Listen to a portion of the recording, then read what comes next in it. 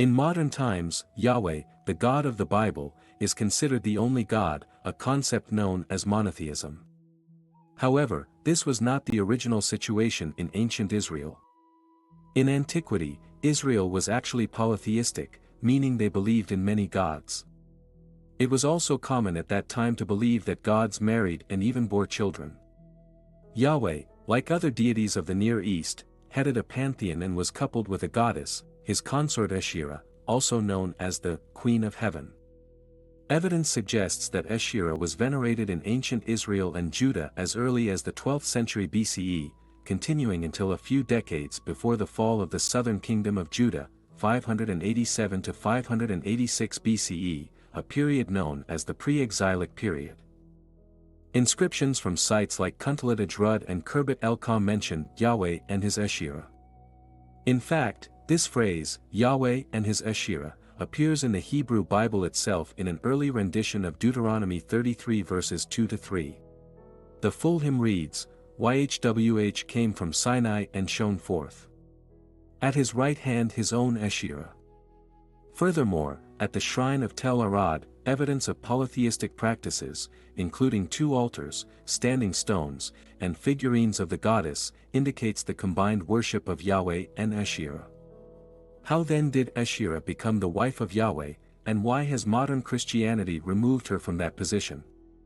In the Paleolithic, Mesolithic, and Neolithic eras in Europe, Western Asia, and North Africa, a singular, monotheistic female deity was worshipped before the development of the polytheistic pagan religions of the Bronze and Iron Ages. Women who acted as gatherers in early nomadic clans, were the first to recognize how the plants they collected propagated themselves, leading to the development of agriculture.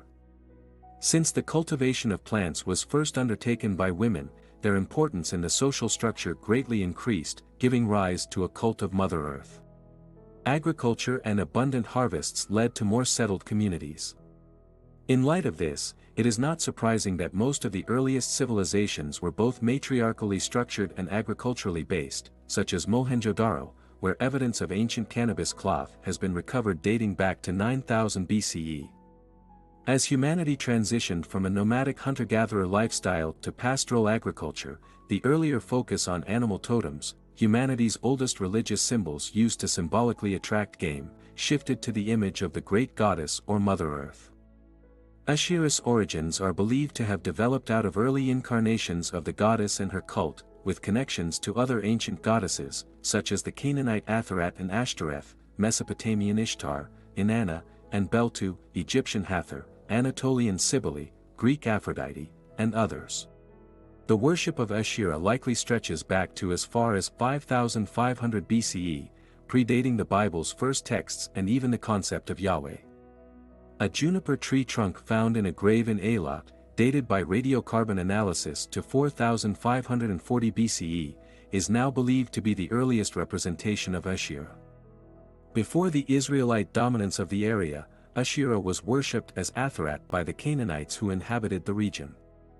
One of Atharat's titles was Elat, meaning the goddess, the feminine form of El, God.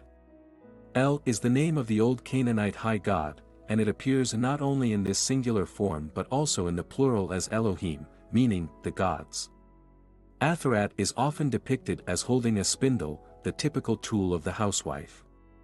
Considered as the mother of both gods and kings, her function as the queen mother was to assign gods and mortals their roles in life. Atharat was also renowned as a successful intercessor with El, often only she could persuade El about something when everyone else had failed. Therefore, both gods and humans sought the ear of El through her. Later, the Asherah cult became partially or fully integrated into the worship of Yahweh. Asherah's primary roles encompass nature, fertility, childbirth, and motherhood. Artifacts dedicated to Asherah are often referred to as Ashrim and Ashrot in the Hebrew Bible. The central focus of worship was often the Asherah poles, consisting of either a wooden pole or a living tree symbolizing the tree of life. A frequently depicted tree in Asherah iconography is the date palm, valued for its dioecious nature, which requires separate male and female trees for pollination. Another significant plant associated with Asherah is hemp, known for its cannabis use, particularly for aiding pregnancy, as a psychoactive substance, and as an aphrodisiac. At various sites, especially in private homes, examples of Judean pillar figurines, JPF, can be found, interpreted as representations of fertility goddesses like Asherah or as sympathetic magical items aimed at promoting fertility, lactation, and infant survival. These female figurines, standing roughly 6 inches tall, have a pillar-shaped body with no legs and prominent breasts encircled or supported by their arms. Their heads are either mold-made with distinctive features and short curly hair or simply pinched to form indented eyes and a protruding nose. Some figures show vestiges of paint indicating colored facial features and adornments such as bracelets or necklaces. Many motifs depicting Asherah are filled with sexual imagery. For example, the Revidim Asherah figurine shows Asherah suckling 2 smaller figures and using both of her hands to fully expose her vagina. These figures likely represent her twin babies Shahar and Shalem, symbolizing dawn and dusk respectively. Additionally, if you have seen my previous video on this topic, you can probably draw parallels between this symbol and that of the Shilanagigs.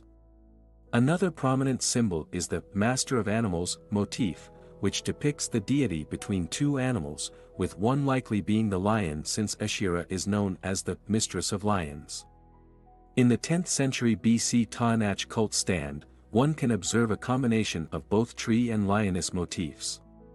However, due to the widespread nature of goddess symbolism, one could argue that many symbols can be attributed to Asherah, or more broadly, to the goddess.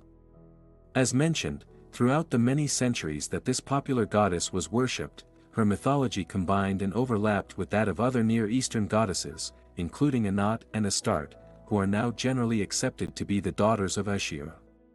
Together, this trinity probably represented the different aspects of the triple goddess in pagan beliefs: virgin, maiden, and crone. Though all 3 of these goddesses were worshipped by the ancient Semites throughout the biblical period, Asherah is clearly the most prominent in the Hebrew Bible narrative. Anat is mentioned only once, and Astarte just a few times, whereas the term Asherah appears over 40 times. To the polytheistic Hebrews, fertility was fostered by sacred sexuality, a domain of Asherah. In fact, many of the traditional sexual taboos of the Hebrew Bible likely arose in reaction to the cultic activities of Asherah's worshippers. Orgies involving the use of intoxicants and indiscriminate sexual activity played an important part in these cults, and many Israelites gladly partake in them.